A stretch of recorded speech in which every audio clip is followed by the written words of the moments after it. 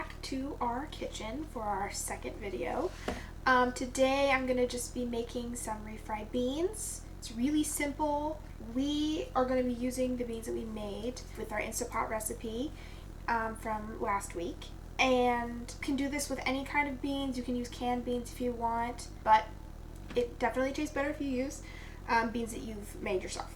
So, just the basics. You're going to need olive oil or any kind of oil. We sometimes use avocado oil. So you're going to need that. You're going to need your seasonings. We usually use onion powder, chili powder. This is dark chili powder, but regular chili powder works just fine. And smoked paprika. Again, really simple. We'll also put salt, but you can salt to taste. Okay, so you will also need cheese, or we use cheese. You don't have to, but we like to put it right in. Melty, delicious. We're going to start with oil. You're just going to want to put just enough to lightly coat the bottom of the pan. However much you need really depends on how big your pan is. This is not something we measure, the oil or the beans. And then we're going to put on the stove and we're going to heat it up. And we're going to wait for the oil to get hot so that, you know, you're frying your beans. So, let's get started. Alright, so now that our pan is getting hot, you don't need to wait for the oil to start bubbling on its own. Generally, the fastest way to test is to get a little bit of water on your fingers and flick it. And if it bubbles in reaction, then you know your pan is hot enough. So then we'll get measuring cup. You can also use a ladle.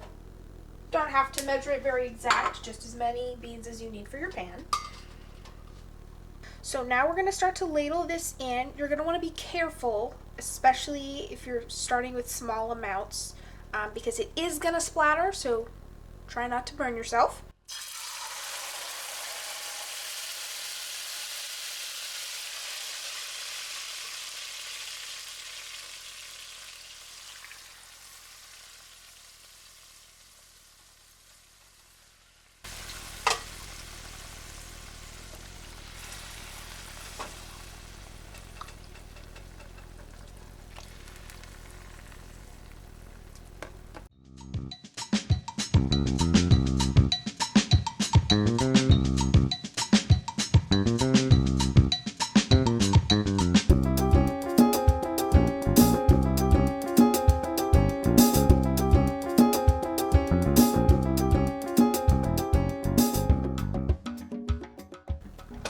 Alright, now that the beans are all kind of the same consistency, we are going to put the seasoning in.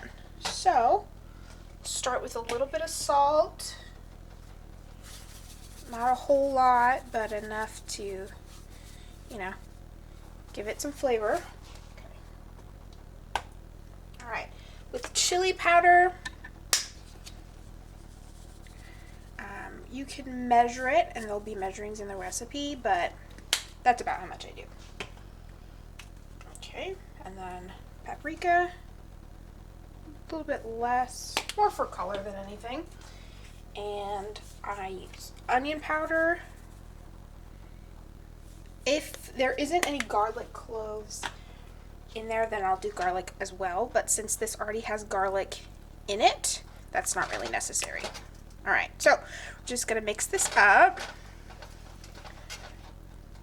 And then, here in a second, we're going to add the cheese. Alright, with cheese, we like to do pretty much as the pan can hold. Just a couple of handfuls. There we go. Alright, now we're going to mix that in as well. And then you're pretty much done.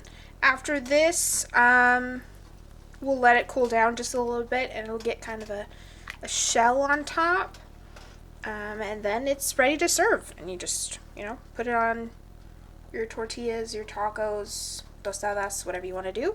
But that's it.